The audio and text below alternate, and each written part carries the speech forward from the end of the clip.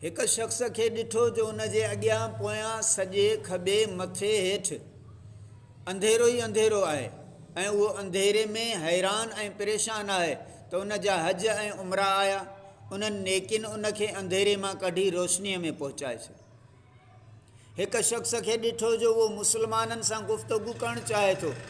पर कोई भी उन खे मुंहुं न पियो ॾे त सिला रहमी यानी उन जे रिश्तेदारनि सां सुहिणो सलूक करण जी नेकीअ मोमिननि खे चयो त तव्हां हिन सां ॻाल्हि ॿोल करियो, त मुसलमाननि उन सां ॻाल्हि करणु शुरू कई। एक शख्स जे जिस्म ऐं चेहरे जे तरफ़ बाहि वधी रही आहे ऐं उहो पंहिंजे हथ सां बचाए रहियो आहे त उन जो सदको आयो ऐं उन जे आॾो ढाल बणिजी वियो ऐं उन जे मथे ते सायो करे बीही रहियो। एक शख्स खे